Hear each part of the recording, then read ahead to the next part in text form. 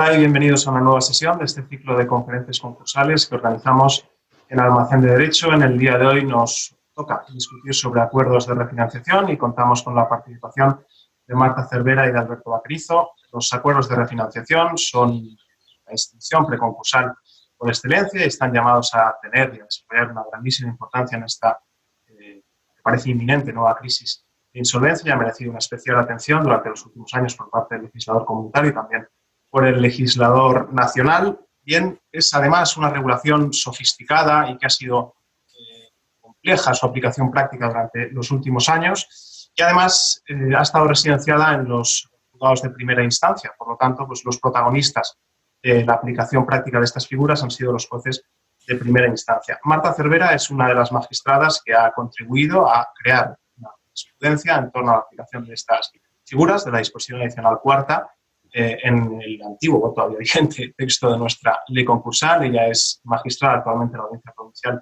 de Barcelona, pero contribuyó decisivamente a crear esa doctrina jurisprudencial, primera doctrina jurisprudencial española en aplicación de esta institución preconcursal desde el Juzgado Mercantil número 8 de Barcelona. Pues a Marta Cervera le hemos pedido que nos acompañe esta tarde. Ella, pues, muy amable y muy generosa, ha dicho que sí. Y además de eso, pues toca que ponga en suerte el tema de discusión y a mí me toca hacerle una pregunta, y es: ¿de qué nos vas a hablar y qué ideas quieres transmitir? Muchas gracias y te escuchamos. Bueno, en primer lugar, muchísimas gracias, Eduardo, muchísimas gracias, Jesús, también por la plataforma que nos habéis brindado y por esta iniciativa que creo muy interesante en los tiempos que corren.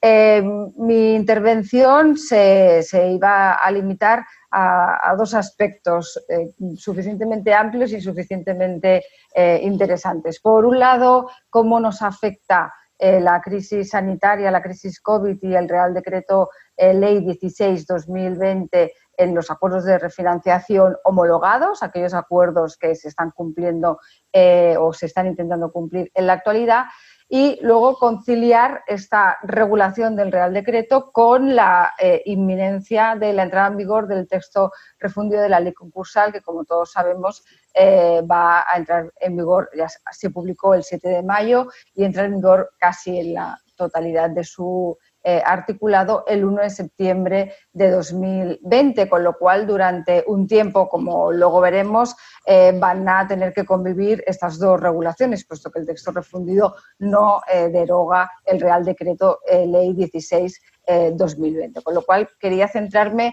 en estas dos normas en materia de refinanciación, por supuesto, y luego creo que es muy interesante ver cómo el Real Decreto nos ha solucionado algunas de las dudas interpretativas, esas que Eduardo comentaba que nos tuvimos que enfrentar por primera vez a partir del 2009, cuando se introduce esta institución preconcursal en nuestro ordenamiento jurídico en los juzgados de primera instancia y además pues de una forma compleja ante una crisis económica que empezó en aquel momento en el 2008 y sin ningún tipo de precedente jurisprudencial ni legislativo en nuestro ordenamiento, con lo cual aquello fue un reto, sin duda. El texto refundido pues solventa muchas de aquellas dudas, otras veremos que no las solventa, y también será interesante ver cómo se mantienen algunas de aquellas discusiones doctrinales tras la publicación del Real Decreto. Luego, para acabar, y espero que me dé tiempo, comentar una reciente resolución de la Audiencia Provincial de Barcelona en la refinanciación de Celsa. Luego lo podemos especificar. Celsa se sometió a 2 refinanciaciones homologadas judicialmente y recientemente, como decía, el 26 de mayo de 2020 se ha publicado un auto donde se estima un recurso de apelación en el que se desestima la oposición se estima la oposición al despacho de ejecución del auto de homologación del acuerdo de refinanciación. Veremos esa resolución por novedosa y también por contener un voto particular con el que ya avanzo que estoy en total sintonía.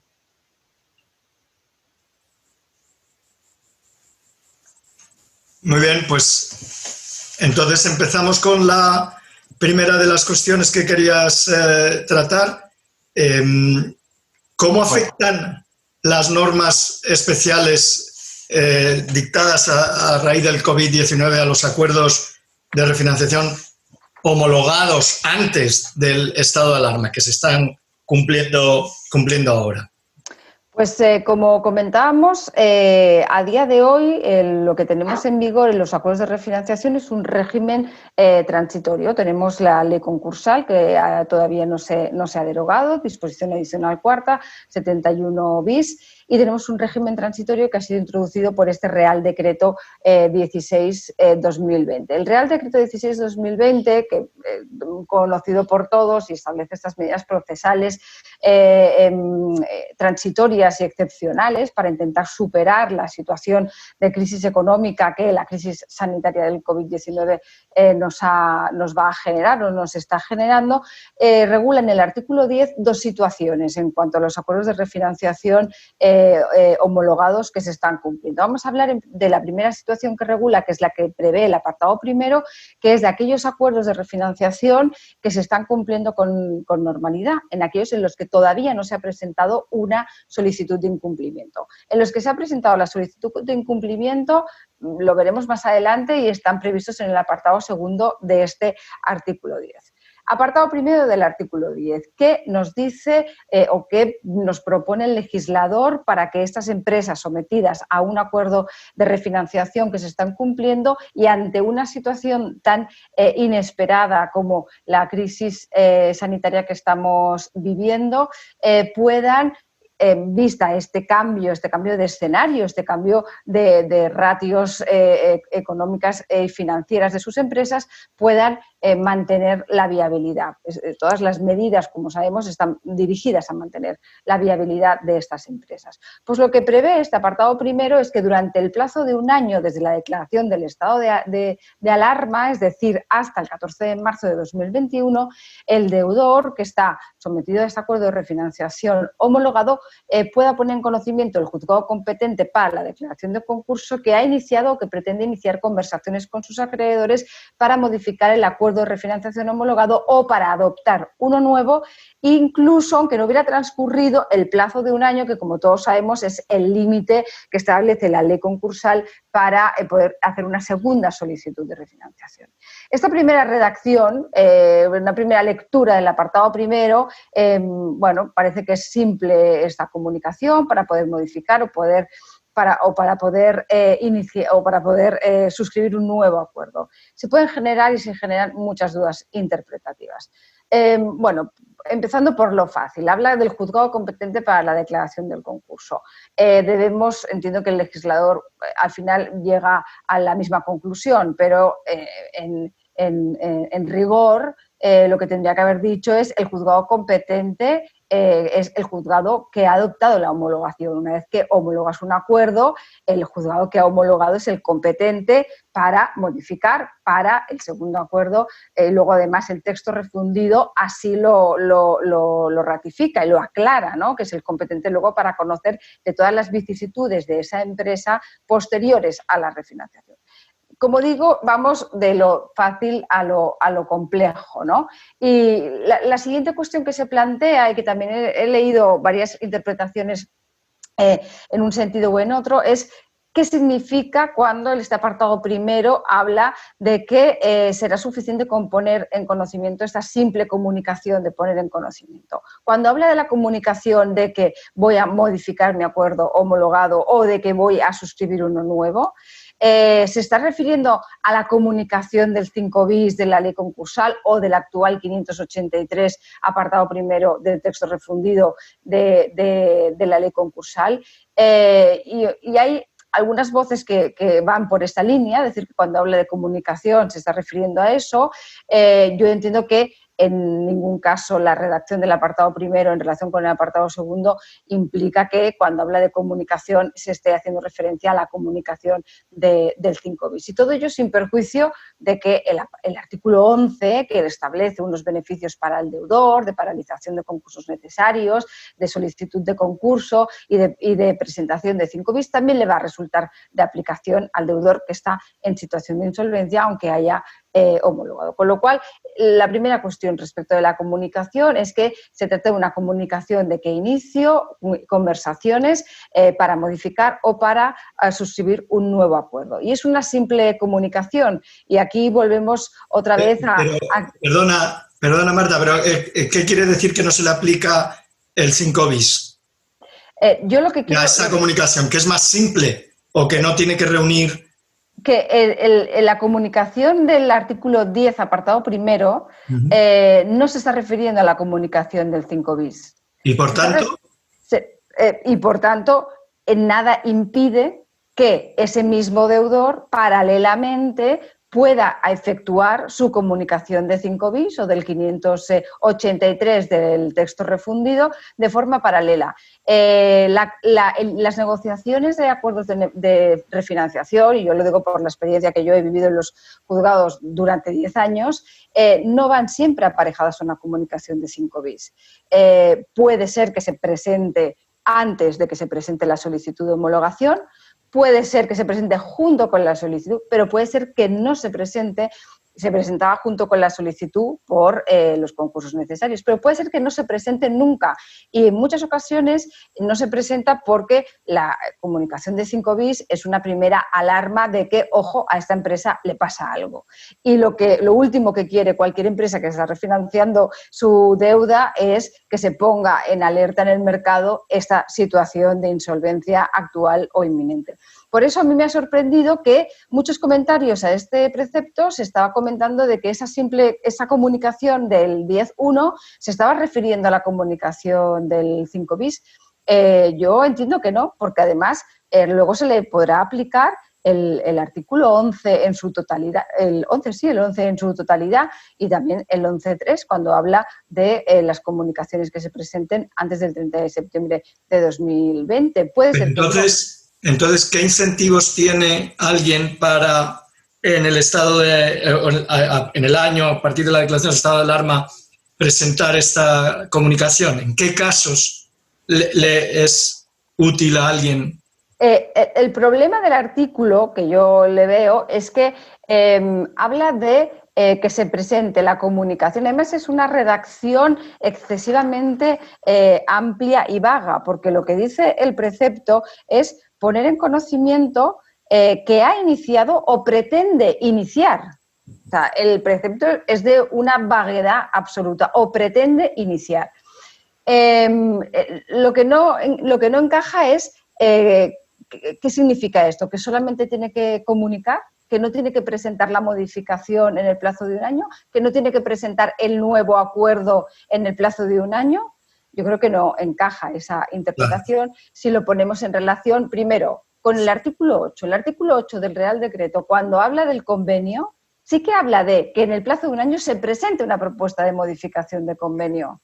Aquí la redacción es distinta, pero si nos vamos a la exposición de motivos del propio Real Decreto, también habla que la finalidad de la norma es poder modificar el acuerdo de refinanciación en el plazo de un año o poder presentar uno distinto en el plazo de un año. O sea que el sentido del artículo 10, en tu opinión, es solo eliminar el requisito del plazo de un año, el límite del año de previsión para poder presentar. Ese es el...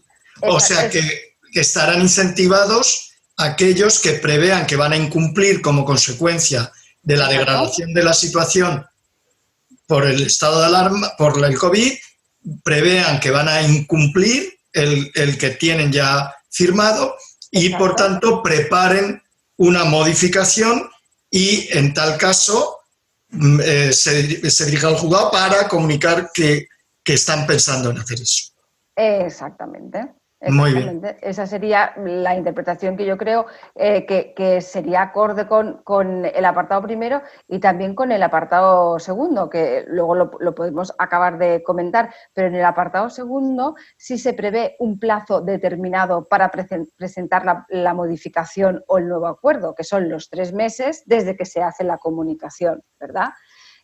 Precedidos de otros 6 meses en los que los acreedores pueden presentar o han presentado las solicitudes de incumplimiento.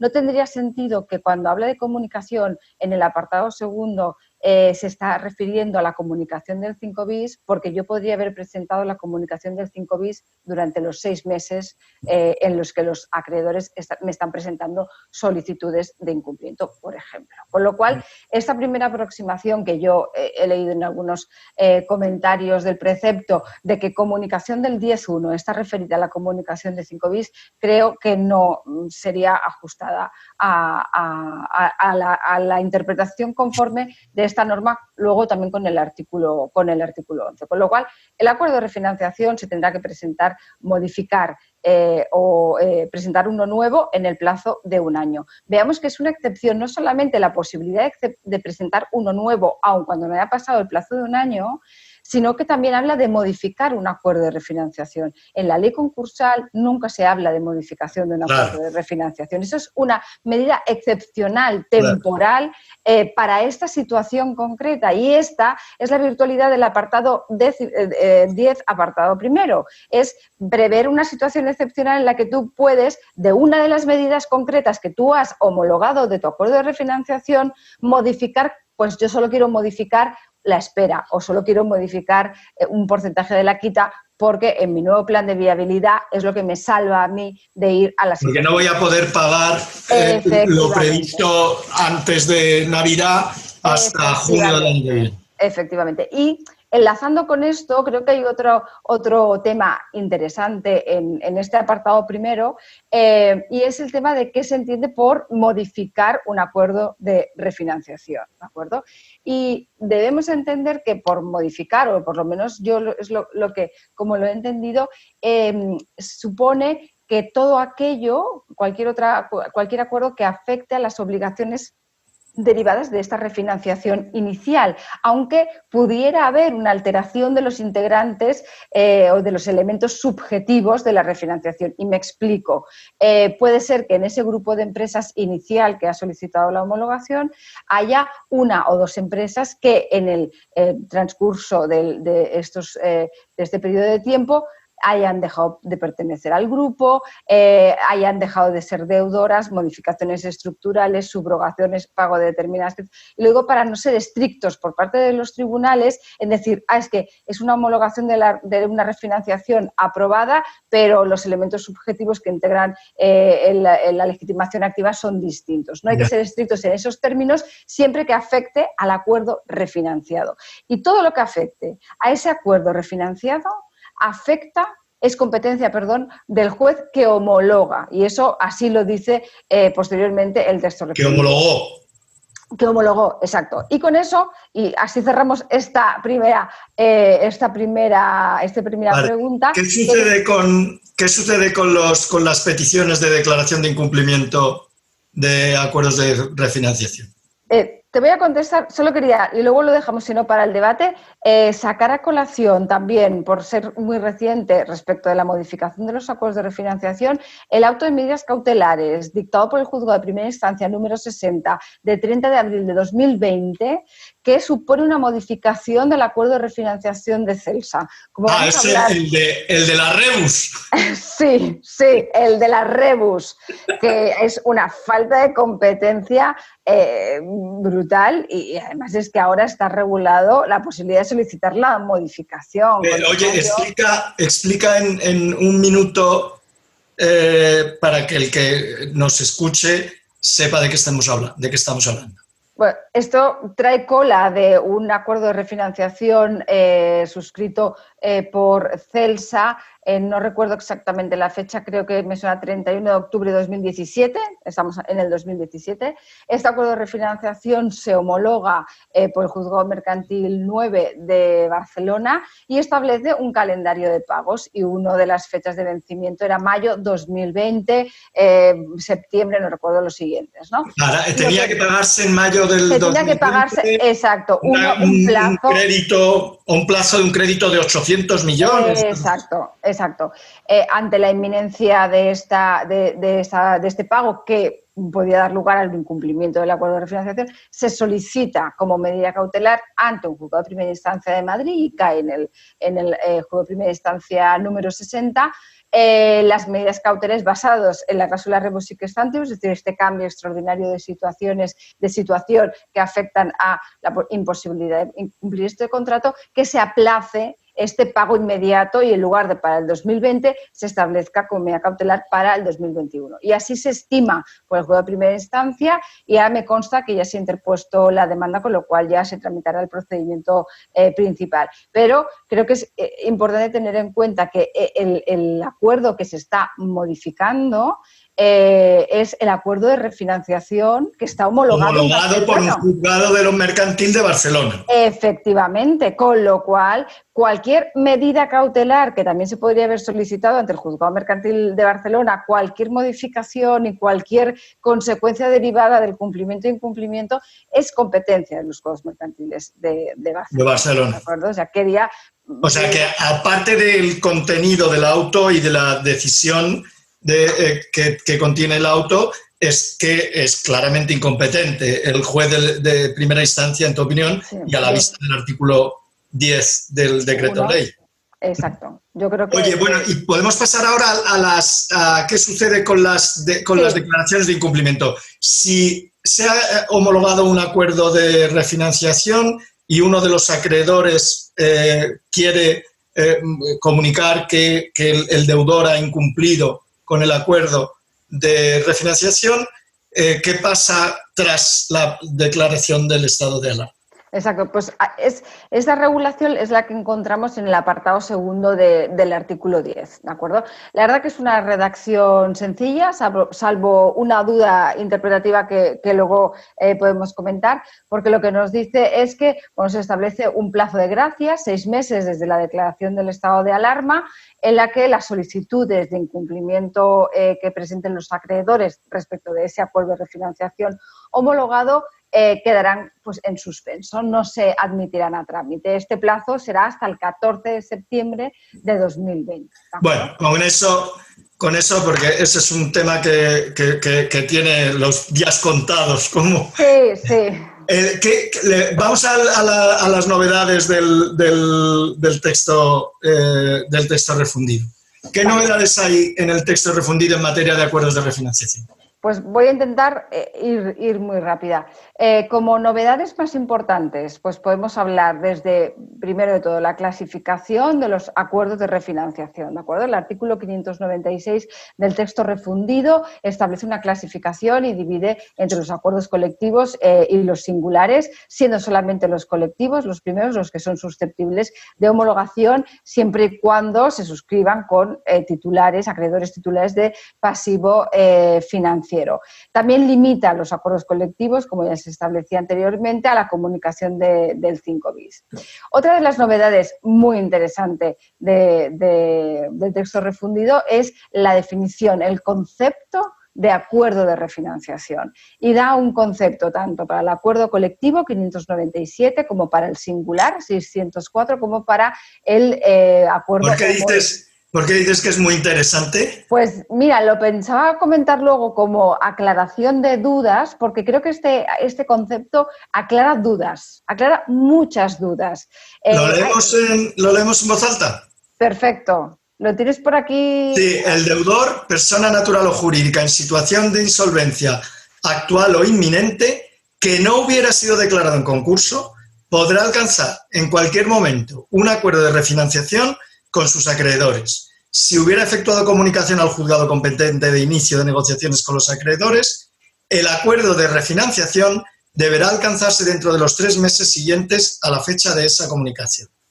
Pues mira, lo primero que debemos extraer de la lectura conjunta del 597, 604 y 605 es que todos los acuerdos de refinanciación, sean del tipo que sean, tienen 3 presupuestos. Primero, que lo podrá suscribir un deudor persona física o persona jurídica. Aquí tenemos la primera aclaración, porque no lo se había descartado con la ley concursal, porque lo único que nos decía el 71 bis y la disposición adicional cuarta era el deudor. y no concretaba deudor, ¿qué deudor? Y todos, cuando hablamos de refinanciación, nos ponemos en la empresa. O sea que esto amplía las posibilidades de acuerdos de exoneración de deudas. Bueno, la exoneración de deudas, aparte, lo que amplía es la posibilidad de que un deudor, persona física, debemos entender que empresario, porque recordemos que uno de los requisitos es que se presente un plan de viabilidad que permita la continuidad de la actividad a corto o medio plazo, actividad empresarial o profesional, con lo cual una persona física empresario que lleva a cabo esta actividad puede suscribir un acuerdo de refinanciación. Y eso antes no se podía. Y esto no, sí se podía, de hecho nosotros lo habíamos admitido en Barcelona, pero no estaba claro y se discutía, era una cuestión muy discutida, tanto por la doctrina como por los tribunales. Y te voy a explicar el razonamiento que se hacía antes, que se decía, bueno, como para el acuerdo extrajudicial de pagos, que sí que se especificaba que podían ser personas físicas o personas jurídicas, se establece un límite máximo de 5 millones para refinanciar, para acudir al acuerdo como requisito de entrada. Entonces, la argumentación que se utilizaba para dar la vía de entrada a los acuerdos de refinanciación era, bueno, pues aquellas personas físicas empresarias que no puedan acudir al acuerdo extrajudicial, es decir, con pasivos superiores a 5 millones, podrían acudir al acuerdo de refinanciación. Esta es la interpretación que se hizo con el 231 y el 71 bis y disposición adicional cuarta. Pero ahora lo dejas. Pero ¿qué más novedades? Siguiente novedad. El deudor, bueno, no es una novedad, pero aclara, en situación de insolvencia actual o inminente. Y también se había cuestionado mucho una empresa viable que no esté en situación de insolvencia puede acudir al acuerdo de refinanciación, puede extender efectos a los acreedores disidentes, puede exigir estos sacrificios. Yo era del parecer que no, pero ahora está claro que tienes que tener una situación de insolvencia o, como habla la directiva, una probabilidad de insolvencia, ¿vale? Que es la inminencia, la inminente o la actual.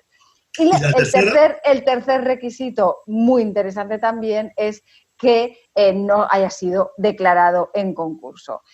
Nosotros en Barcelona se habían en 2 ocasiones presentado acuerdos de refinanciación de empresas que estaban en situación de concurso.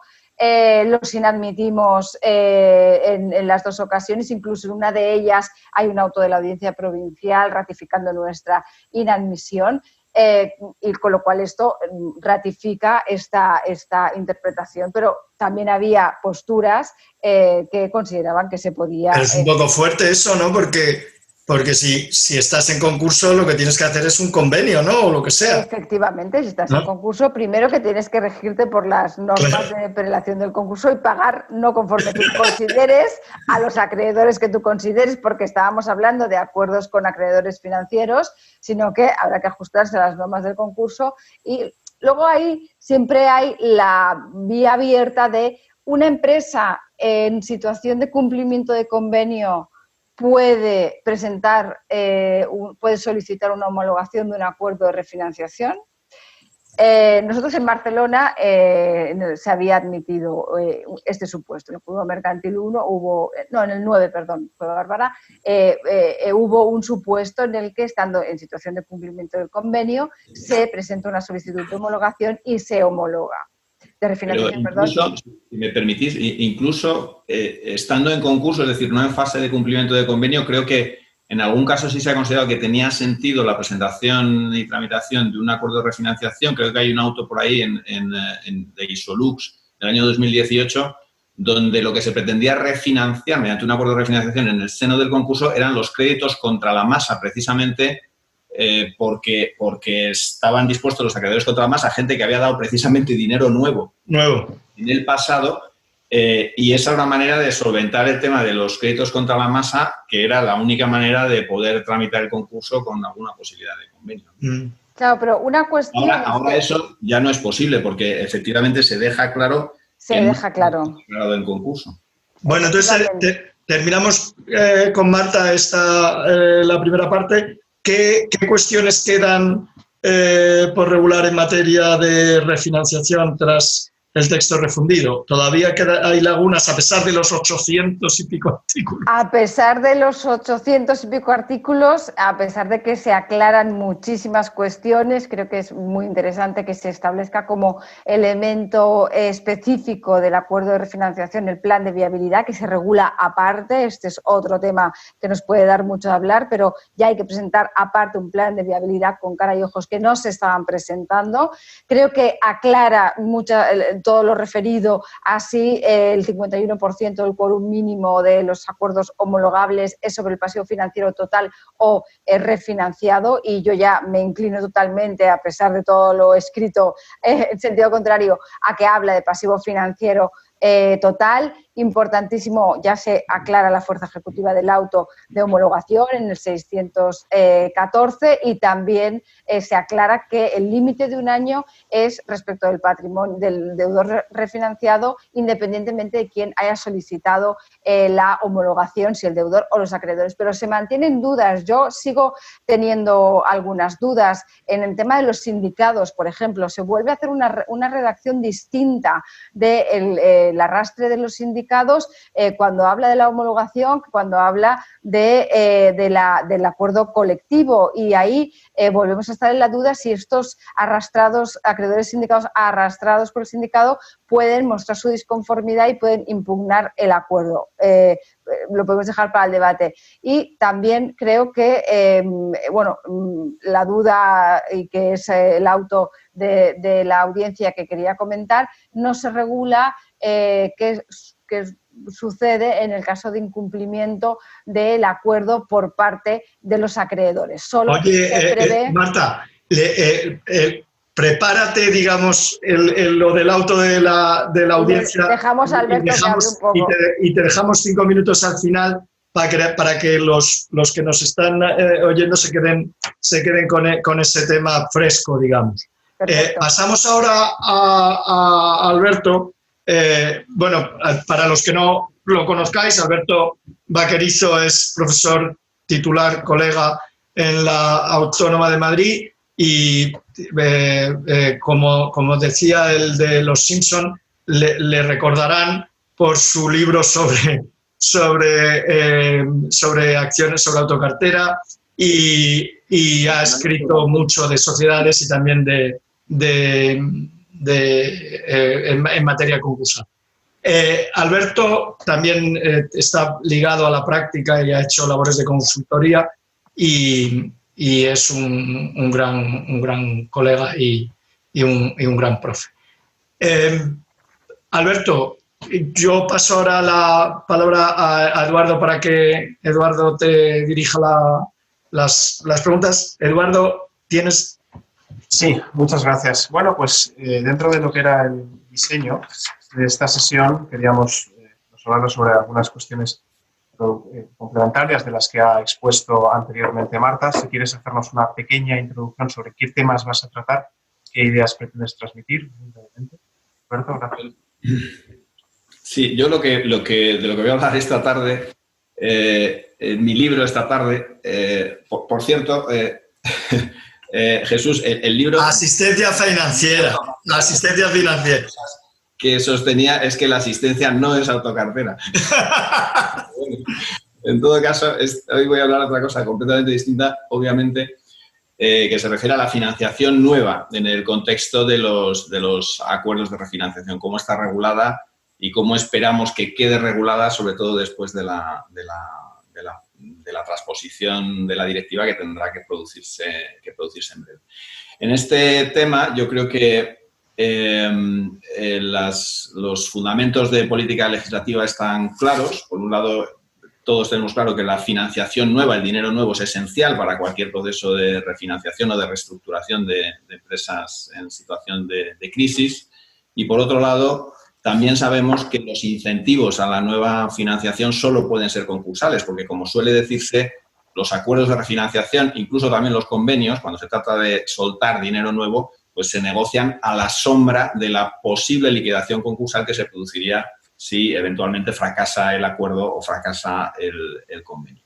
Esos incentivos están previstos en nuestra actual ley concursal, también en el texto refundido, de manera sin grandes cambios. Luego mencionaremos algún cambio puntual de redacción que sí que ha habido en esta regulación. Pero esos incentivos consisten básicamente en dos reglas muy sencillas. La primera es una regla de prioridad o de prelación en el pago, que se regula de distinta manera en el caso de los convenios concursales, es decir, del dinero nuevo concursal, por así decirlo, y respecto del dinero nuevo preconcursal o el que se concede en el ámbito de los acuerdos de refinanciación. Y la segunda regla es básicamente, se refiere al carácter no rescindible de la refinanciación, de la nueva financiación, que se produce precisamente porque debe concederse, nuestra actual ley dice, en el marco de un acuerdo de refinanciación, y ahora la ley dice en ejecución de un acuerdo de refinanciación, con un matiz de redacción que puede tener un significado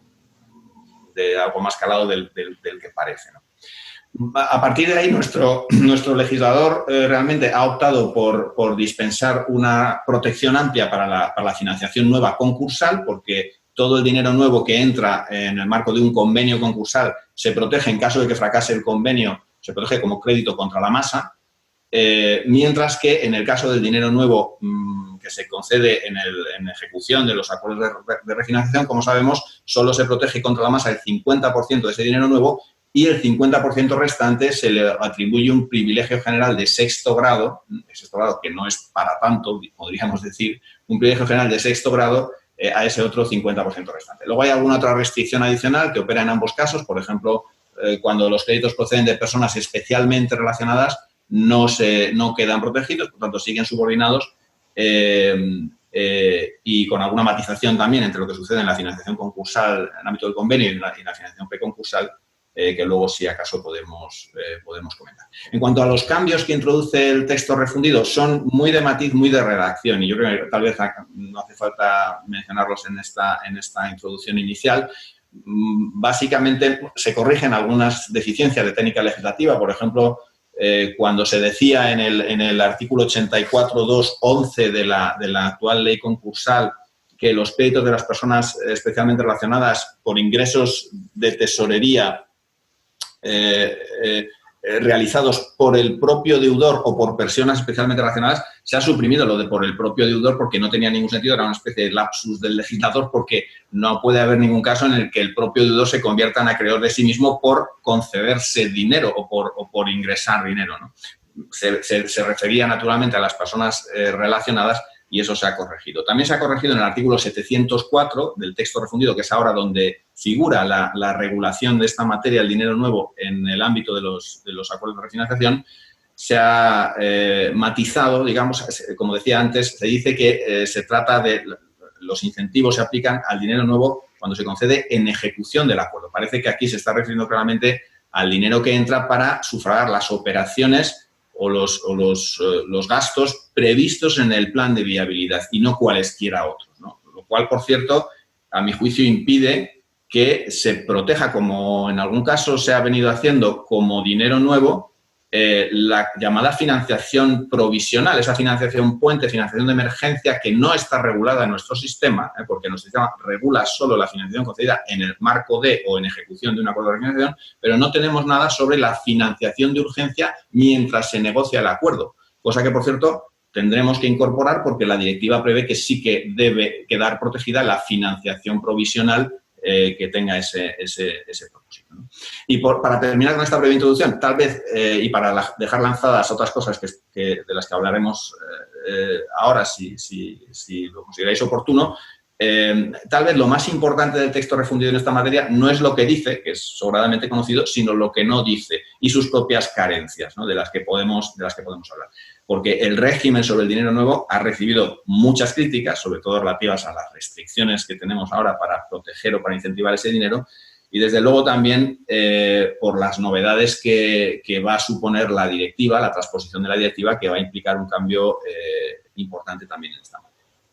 Bueno, pues Alberto, recogiendo la última línea de tu intervención, si te parece, vamos a empezar por analizar la regulación en el texto refundido y luego, si quieres, podemos descender a la regulación en el contexto del estado de alarma y posteriormente a nuestras fuentes normativas que has ido analizando en esta introducción. La primera pregunta, y en relación con que ya lanzabas en la introducción. ¿Qué opinión, qué análisis crítico te merece la reducción de protección que se dispensa a ese dinero nuevo en el texto refundido y en particular en el artículo 704? ¿Qué tipo de regulación es esa y cómo la valoras? Sí, la cuestión del carácter... Es verdad que el régimen del dinero nuevo tiene un carácter restrictivo en el ámbito de los acuerdos de refinanciación. Y yo diría que la mayor restricción sí que está justificada, pero aquí la cuestión tal vez es si lo que debemos establecer son restricciones o más bien un control adecuado, porque son cosas distintas. Ahora mismo tenemos restricciones porque, por ejemplo, el dinero nuevo solo se protege en la medida en que se trate de ingresos de tesorería, de créditos resultantes que supongan, dice la ley, nuevos ingresos de tesorería y, por tanto, nos estamos refiriendo pues, a préstamos, a créditos. Hay algunas dudas, por ejemplo, sobre si determinados contratos o negocios entran dentro de lo que son ingresos de tesorería y estirando un poco la interpretación se podría llegar a entender que ciertos contratos como el confirming, como el factoring, como incluso el leasing, si está previsto en el acuerdo de refinanciación como parte de las operaciones de financiación, de adquisición de activos o de maquinaria o de bienes, etcétera, que son esenciales para continuar el deudor, pues tal vez podríamos tratar de interpretar que incluso el leasing, aceptando pulpo como animal de compañía, puede ser o ser conceptuado como ingreso de tesorería en este caso. Pero bueno, existe esa restricción. Existe la restricción, también bastante criticada, de que se proteja solo como crédito contra la masa el 50%, mientras que el otro 50% no queda protegido como crédito contra la masa. Y, efectivamente, pues son restricciones que, como digo, debemos valorar. Yo creo que las restricciones, o mejor dicho, yo creo que la cautela del legislador respecto del dinero nuevo, no sé si las restricciones, pero desde luego sí la cautela, sí que está justificada, porque en realidad, a diferencia de lo que ocurre con el dinero concursal, el dinero que se concede en el marco de los convenios concursales, aquí primero no hay un control judicial, ni de la administración concursal. Pero es que además, en el caso del dinero nuevo preconcursal, el de los acuerdos de refinanciación, aquí, de alguna manera, estamos reordenando las preferencias de cobro de acreedores que son concursales, en el sentido de que sus créditos han nacido antes del concurso. Estamos reordenando esas preferencias, mientras que en el caso del dinero concursal, el que se otorga en el marco de un convenio, no estamos reordenando preferencias porque, de hecho, ese dinero tiene la naturaleza de crédito contra la mesa por derecho propio. Y más ahora que sabemos, después de una reforma que hubo en la ley concursal, que el dinero, que los créditos que nacen en fase de cumplimiento del convenio son también contra la masa y, por tanto, ¿cómo no van a serlo los que se conceden en el marco de un convenio? Por lo tanto, yo creo que es verdad que estamos ante situaciones distintas y, por lo tanto, sí que se justifica una mayor cautela en el ámbito de los acuerdos de refinanciación. Esa mayor cautela, por otro lado, la razón de ser o la razón por la que se justifica es porque efectivamente, la protección del dinero nuevo, los incentivos, no deben concederse a cualquier financiación, sino solo a la financiación que sea necesaria, como dice la directiva, por cierto, y que no perjudique los intereses del resto de los acreedores. Porque lo cierto es que la financiación preconcursal presenta el riesgo de abusos, presenta el riesgo de que efectivamente se conceda con una finalidad espuria, con una finalidad oportunista por parte de quien la concede, tal vez. Y en esto pues hay distintos ejemplos de posibles conductas abusivas en relación con esa financiación, ¿no? Por ejemplo, en la del acreedor, que lo que hace es conceder nueva financiación para cancelar préstamos preexistentes, aprovechando el viaje para otorgarse o dotarse de nuevas garantías, o, por ejemplo, la financiación que se concede para mantener con vida al deudor durante 2 años, curiosamente, los 2 años en que se pretende que se consoliden garantías anteriores que se han otorgado por créditos que no las tenían. Pero incluso esos abusos pueden producirse de manera mucho más sutil, porque no solo se trata de que la financiación sea necesaria, y aquí la cuestión, por cierto, es necesaria para qué, y ahora si queréis podemos abundar un poco más en eso, sino de que sea adecuada a mi juicio en sus términos, porque también en los términos en los que se concede la financiación puede estar escondido el abuso del financiador. Pensemos, por ejemplo, en un contrato de crédito en el que el financiador lo que hace es incorporar una cláusula de vencimiento anticipado que activa determinadas opciones de compra a precios predeterminados sobre activos esenciales del deudor. O contratos de financiación donde también se activan vencimientos anticipados o donde se incluyen condiciones en virtud de las cuales, por ejemplo, se produce la renuncia del deudor a ejercitar ciertas acciones contra el acreedor. En fin, el contenido de la financiación, de los contratos de financiación, creo que también puede ser una fuente de abusos, por ejemplo, o ser utilizado con estas estrategias que llamamos ahora loan to own, ¿no? Es decir, de financiadores que lo que pretenden es hacerse con el activo subyacente a las garantías por la vía de la concesión de nueva financiación mediante el correspondiente diseño de las cláusulas contractuales, ¿no? Por lo tanto, hay un cierto riesgo de abuso en esa financiación. Y es por eso por lo que la directiva dice que la financiación, para quedar protegida, tiene que ser adecuada en sus términos, que no perjudique injustamente a otros acreedores, y dice también que tiene que ser necesaria. Lo que pasa es que el requisito de la necesidad es mucho más difuso. Yo creo que es un terreno muy pantanoso, porque para determinar si la financiación es necesaria, primero tenemos que resolver la cuestión de necesaria para qué. Necesaria para la viabilidad.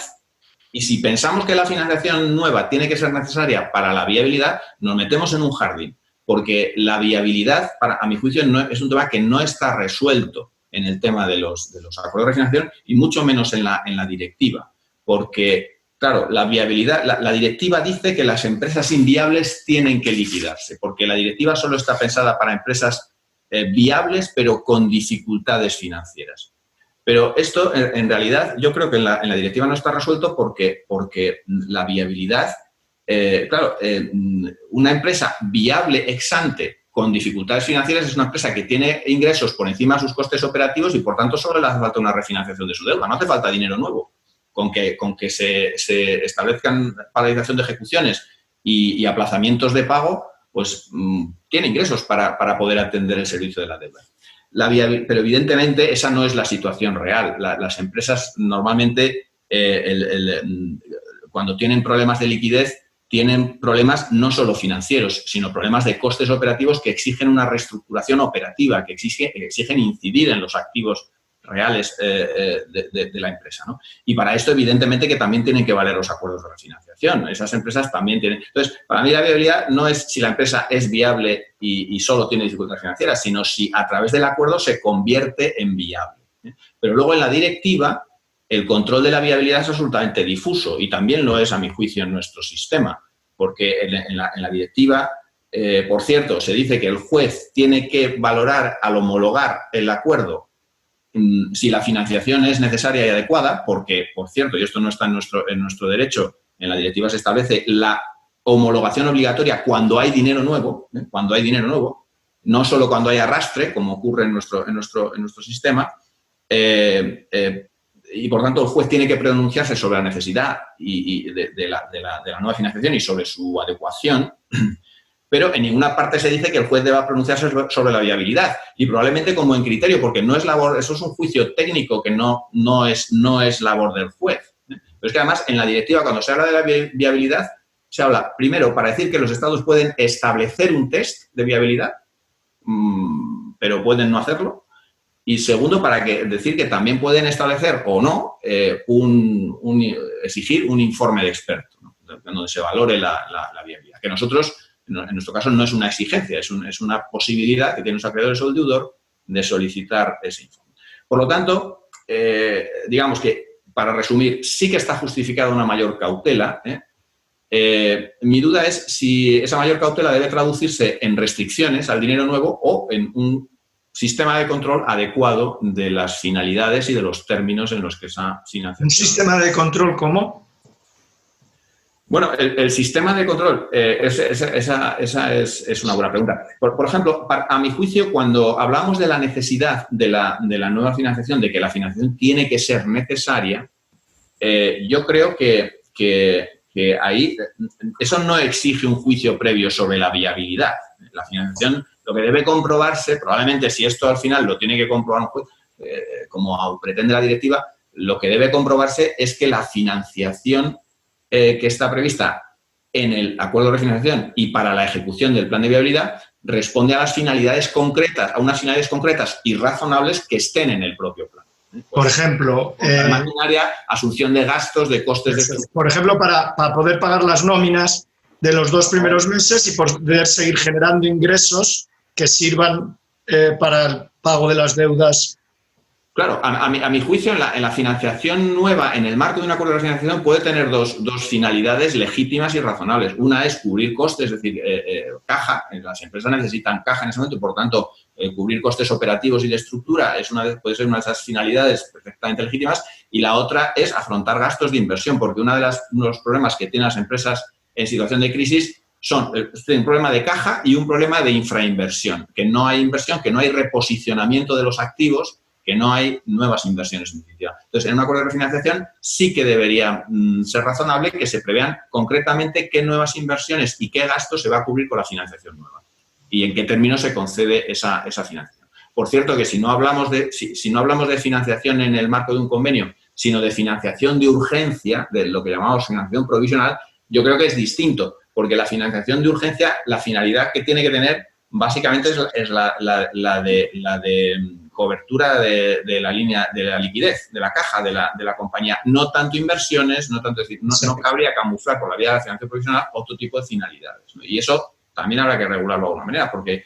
el presupuesto para incentivar y proteger la financiación en el marco del acuerdo puede ser también para financiaciones que tengan esas otras finalidades de inversión, por ejemplo, a medio o largo plazo, reposicionamiento de activos, compras, ventas, etcétera, desinversiones, y en el caso de la financiación provisional esto tiene que ser distinto. ¿Y no crees, Alberto, perdona, Jesús, pero ¿no crees, Alberto, que esta financiación transitoria que manifestabas que igual está excluida con la reforma del texto refundido cuando habla en ejecución del plan del acuerdo de refinanciación, podría tener esta protección si está prevista en el plan de viabilidad como necesaria y como adecuada para la viabilidad, valga la redundancia, de la empresa? O sea, si dentro de este plan de viabilidad, que el plan de viabilidad se elabora a lo largo de los meses, ¿no? No es porque lleve la fecha del acuerdo no quiere decir que se haya fijado, o sea, se haya elaborado ese día, sino que ya está prevista que para llegar a la refinanciación y para poder,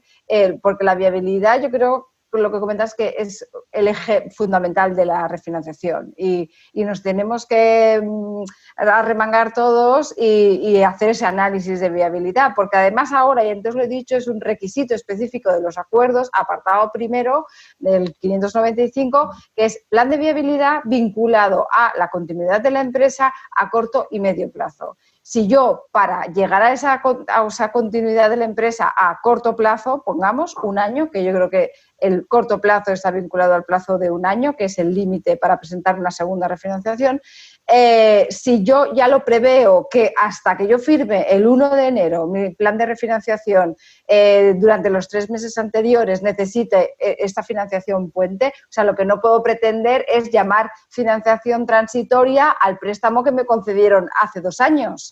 Claro, pero a mi juicio eso tiene un inconveniente y es verdad que lo hemos hecho o lo hemos visto. Es decir, la financiación provisional, al final, si hay acuerdo de refinanciación, pues se incluye en ese acuerdo y se trata de proteger como financiación nueva, digamos, a toro pasado, ¿no? Pero a mi juicio eso tiene un inconveniente desde el punto de vista de la interpretación estricta de la norma que tenemos. Y es que la norma dice ahora claramente que la financiación que queda protegida es la que se presta en ejecución del acuerdo, es decir, para las cosas que se van a hacer a partir del acuerdo. Y entonces eso plantea un problema. Y luego hay otro problema esencial, y es que si en la financiación provisional debería protegerse haya o no haya acuerdo. ¿Qué pasa con la financiación provisional durante la negociación de un acuerdo si luego no se celebra, no se aprueba el acuerdo de refinanciación? Si es legítima y mantuvo la línea de caja de la compañía, debería también ser objeto de protección, ¿no? Con lo cual, a mi juicio, sí que tenemos ahí una laguna que habrá que cubrir, obviamente, cuando se transponga la directiva. Alberto, ¿qué te parece si puedes analizar ahora las novedades en materia de nuevo dinero de los reales decretos producidos ante el estado de alarma, en concreto, pues, 1620? Efectivamente, en el Real Decreto 620, y en esto pues voy a ser muy, muy breve, porque yo creo que... Sí, casi, si lo juntas con las novedades de la directiva... Sí, bueno, el Real Decreto 16/2020, 28 de abril, de medidas urgentes, tiene 2 preceptos que se refieren a dinero nuevo. Uno de ellos es el 9.3, ¿vale? Que se refiere al dinero nuevo concursal, es decir, en el marco de un convenio, que viene a decir que en los convenios aprobados o modificados dentro de los 2 años desde la declaración del estado de alarma, se considerarán contra la masa los créditos por ingresos de tesorería o las garantías concedidas al deudor, concedidas por cualquier persona, incluyendo los insiders, o sea, incluyendo las personas especialmente relacionadas. Y esto es así, según dice la norma, siempre que el convenio o la modificación, en el convenio o la modificación constase la identidad del obligado y la cuantía máxima de la financiación. En definitiva, aquí básicamente respecto del sistema que ya tenemos, lo que nos está diciendo es que el dinero nuevo en el ámbito del convenio de las personas especialmente relacionadas sí que se protege como crédito contra la masa, pero al contrario, por tanto, constituye una excepción a la excepción que tenemos ahora, que ahora estaba en el 84.2.11 y que ahora está regulado en el 242.14. 242.14 del texto refundido, por cierto, que ahora para excluir de la protección de crédito contra la masa al dinero nuevo de los insiders, habla de que no tendrán la consideración como créditos contra la masa los créditos nacidos durante la fase de cumplimiento de convenio de que fueran titulares las personas relacionadas. Yo, cuando leí esto la primera vez, pensé, han cambiado la redacción y en realidad, a sensu contrario, cabría interpretar que los que se conceden en el marco del convenio, incluso por personas relacionadas, sí son contra la masa, porque siempre hemos entendido que los nacidos durante fase de convenio son posteriores al propio convenio, ¿no? Son los que nacen por la normal actividad de deudor, pero después de haberse aprobado el convenio, ¿no? Y a mí me surge esa duda. Lo que pasa es que a la vista del 9.3 de la regulación de urgencia, pues me parece que el legislador en realidad no ha querido cambiar esa regla, simplemente le ha dado una redacción que creo que es menos clara que la que teníamos antes. Pero ahora el 9.3 dice, y si lo dice es porque entonces no cabía interpretar este otro artículo de otra manera, pues que los créditos de los insiders pueden ser contra la masa cuando se conceden desde la declaración del estado de alarma y en relación con aquellos convenios o modificaciones o reconvenios, en definitiva, modificaciones de convenio que se produzcan dentro de los 2 años a contar desde la declaración del estado. Y luego hay otro precepto, también en este Real Decreto, que es el artículo 12, que habla de financiaciones y pagos por personas especialmente relacionadas y que viene a decir que en los concursos que se declaran dentro de los 2 años desde el estado de alarma, aquí serán créditos, en este caso ordinarios, no contra la masa, ordinarios, los créditos por ingresos de tesorería, aquí no dice las garantías, solamente los créditos por ingresos de tesorería concedidos por las personas especialmente relacionadas, obviamente los que se concedan desde el estado de alarma. Y también son créditos ordinarios los derivados del pago por estas personas especialmente relacionadas de otros créditos titulados por terceros como consecuencia de la subrogación que se produce una vez que se producen esos pagos. Este precepto, en 3 líneas, a mí me merece algún comentario. Lo primero que hay que decir es que este precepto no se refiere a la financiación concedida en el ámbito de los acuerdos de refinanciación. Estamos hablando de dinero nuevo, pero no en el ámbito de un acuerdo de refinanciación, por tanto, no sujeto a un requisito de que se cumpla un plan de viabilidad ni nada por el estilo, ¿no? Por otro lado, no se refiere a la financiación nueva en general, sino que se refiere a la financiación de los insiders, es decir, de las personas especialmente relacionadas, y les otorga como incentivo solo la calificación de crédito ordinario en caso de concurso. Y a mí esto me sorprende y me llama la atención porque nosotros ya tuvimos un régimen transitorio sobre dinero nuevo en general, no en el marco de los acuerdos de refinanciación, en 2014, una ley 2014, en la época de crisis y tal, donde se establecía que cualquier crédito de cualquier persona, incluidos los insiders, se protegía como en caso de liquidación concursal posterior como crédito contra la masa. Cualquier crédito, incluso aunque procediera de los insiders, que esto supuso un cambio transitorio, temporal, de la regulación que antes comentábamos de que solo se protege el 50% como contra la masa y el 50% restante no, excluyendo lo de los insiders. Bueno, pues aquí tuvimos durante 2 años un régimen absolutamente sorprendente en el que tenía en común con el artículo 12 que acabamos de leer, que tenía en común el hecho de que el concurso, para que funcionase esa protección, tenía que declararse durante los 2 años siguientes. En este caso, durante los 2 años siguientes al estado de alarma, en aquel caso, durante los 2 años siguientes a que se hubieran concedido, si no recuerdo mal, esos créditos. A mí lo que me sorprende de esta norma sobre dinero nuevo, insisto, en general y no en el marco de los acuerdos de refinanciación, es que, claro, fijaos que la protección opera solo si hay concurso más o menos inmediato, es decir, dentro de los 2 años. Con lo cual está claro que esta financiación, esta protección, no es para la viabilidad de la empresa. Con estas normas y con el régimen transitorio de aquel momento, en realidad estábamos dando carta de naturaleza a esto que llamamos empresas zombies, ¿no? Es decir, preferimos, y a lo mejor tiene sentido y razón de ser, ¿no? Preferimos que una empresa, con independencia de su viabilidad y con independencia de su situación económica, se mantenga en una situación de hibernación, porque ahora es lo que está sucediendo también con la suspensión del deber de solicitar el concurso. Preferimos que esté hibernando a que esté en concurso. Yo no digo que a lo mejor no sea razonable, pero entonces no sé si nos tomamos suficientemente en serio esto de que las empresas inviables deben liquidarse, ¿no? A lo mejor es verdad que hay una diferencia entre la norma que tiene que operar cuando hay una situación exógena, ¿no? Exógena como el COVID o como en su momento tal vez fue la crisis financiera, etcétera, una situación exógena que hace que haya una situación coyuntural en donde debamos poner a hibernar las empresas y no preguntarnos mucho por su viabilidad, ¿no? Pero lo cierto es que a mí es un régimen que me sorprende, ¿no? Porque da carta naturaleza a esto que hemos llamado un poco empresas zombies y también abre la posibilidad de oportunismo. El oportunismo en este caso es menor que en el año 2014 porque es que la protección que te dispensa es solo como crédito ordinario, ¿no? Por tanto, cualquier insider se lo va a pensar antes de prestar dinero, ¿no? Pero a lo mejor sí cabe oportunismo. Porque, claro, los créditos ordinarios sí que votan los convenios concursales, ¿no? Entonces, aquí el insider puede posicionarse de cara a un posible convenio concursal, otorgando financiación que ahora va a tener esta calificación como crédito ordinario, ¿no? Alberto, nos acercamos ya casi al límite de la sesión, por eso antes de quizás pasar a alguna pregunta por parte de su uso de mí, pero para apurar con las cuestiones que habías anunciado que ibas a exponer en tu introducción, simplemente por si quieres apuntar algo más sobre las novedades del texto refundido o algo más sobre el control del judicial del dinero no en la directiva. Si te parece, muy brevemente, el guante de la pregunta que me hacía Jesús, que enlazara con la directiva y con los cambios que se van a producir con ocasión de la directiva. La verdad es que, a ver,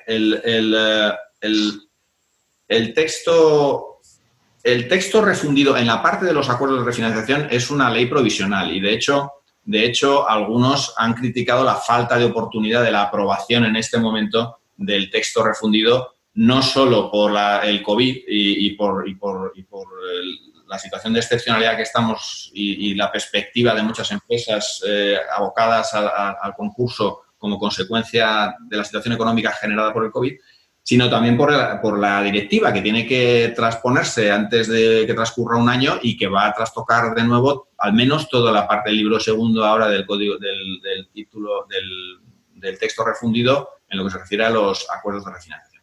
Aquí tengo que decir que efectivamente la directiva va a introducir cambios muy importantes en materia de dinero nuevo. Es verdad que el régimen general, o sea, lo que son la regla de que protegemos solo el 50% como contra la masa y el otro 50% como privilegiado, esa regla encaja en términos generales en la directiva. Y encaja porque la directiva, en el artículo 17, que es donde se regula el dinero nuevo, es absolutamente laxa. O sea, la directiva, si algo la caracteriza, es que en muchísimos aspectos deja absolutamente al margen a los Estados miembros para regular como les dé la gana. Y aquí la directiva lo único que dice es que se debe establecer para el dinero nuevo una regla de no rescindibilidad, esa ya la tenemos, y una regla y que los Estados miembros pueden llegar a establecer una regla de prioridad, es decir, que el dinero nuevo cobre antes que otros acreedores, pero no define la regla de prioridad.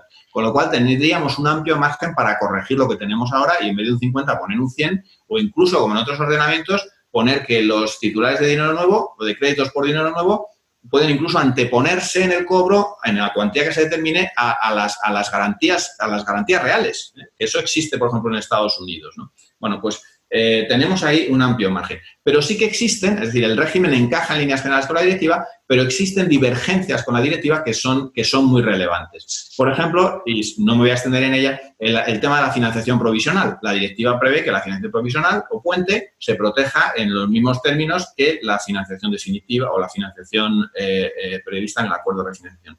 Pero tal vez donde está la mayor divergencia se encuentre en que en la directiva está previsto, como dije al principio, que cuando hay dinero nuevo, el acuerdo de refinanciación tiene que homologarse y que el juez tiene que pronunciarse sobre el dinero nuevo. Es decir, establece en definitiva un control judicial sobre el dinero nuevo, lo cual, por cierto, es una prueba de la preocupación que tiene el legislador comunitario respecto del control del dinero nuevo, cosa que nosotros no tenemos.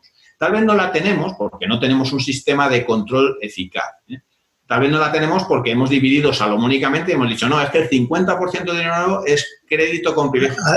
Alberto, que no he entendido eso. ¿Cómo que el juez tiene que pronunciarse? Si no hay dinero nuevo, ¿no?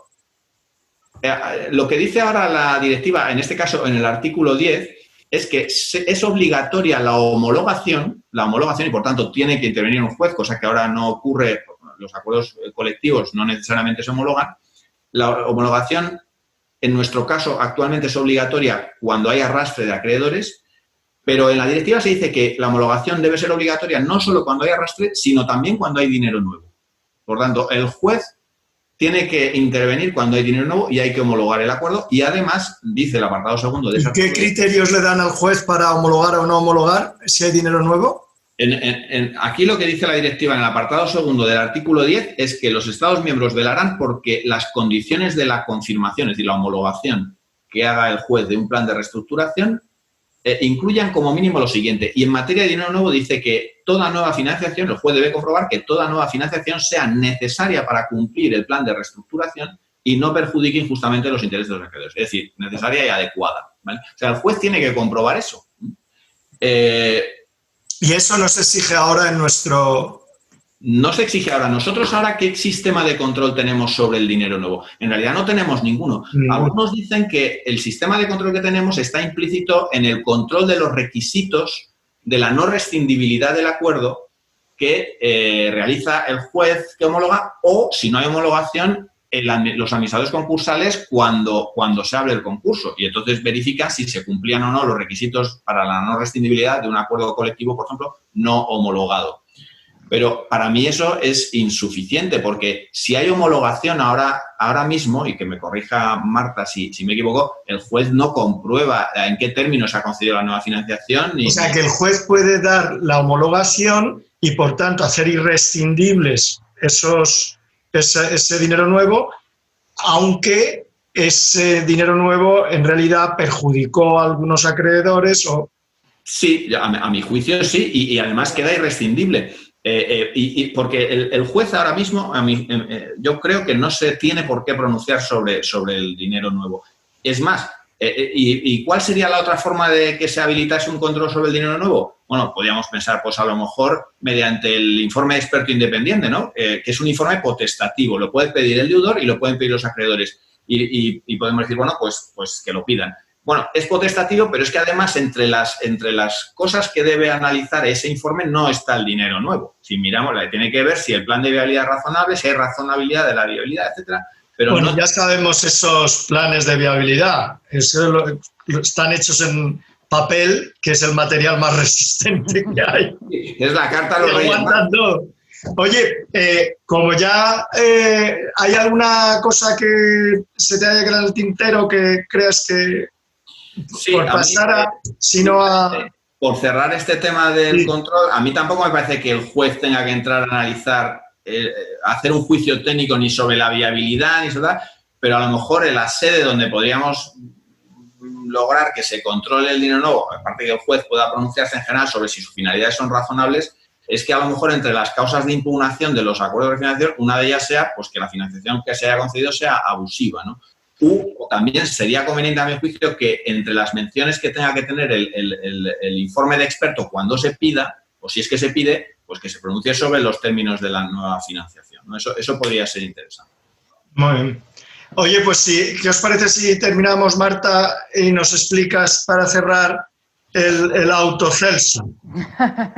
el auto Celsa? Nada, muy rápidamente, porque la verdad que es un tema largo, procesal, con muchas cuestiones. Simplemente en Celsa, que ya ocurrió con otra ocasión con otro acreedor, ahora es Cuchabank, se homologa el acuerdo de refinanciación. Cuchabank tenía, entre otras obligaciones, mantener una cuenta de descuento, una cuenta de afianzamiento. Desde la homologación deja de descontar en los términos en los que venía descontando y los que estaba obligado porque hubo una prórroga del plazo de vencimiento de esta póliza. Y se solicita por parte de Celsa el despacho de ejecución, la ejecución del auto de homologación. Y por eso antes comentaba que hay obligaciones en la homologación para acreedores y para deudores, y el incumplimiento puede venir tanto por vía de incumplimiento del deudor. O sea, que aquí Cucha no mantuvo la financiación que había prometido en el acuerdo de refinanciación.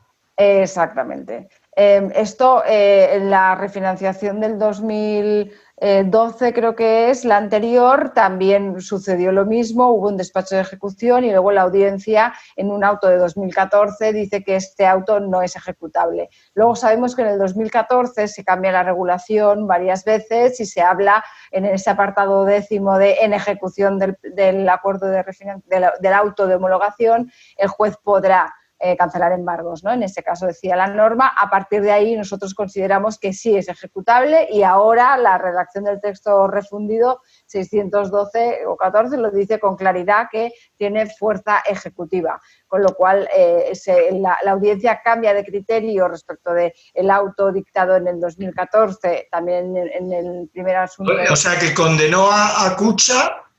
No, cambia de criterio respecto de esto, pero en la medida en que se considera que el despacho de ejecución fue incorrecto. ¿Por qué? Porque la obligación de Cucha era seguir descontando, es decir, una obligación de hacer, y la demanda ejecutiva lo que solicita es una obligación pecuniaria, es la condena a una determinada cantidad.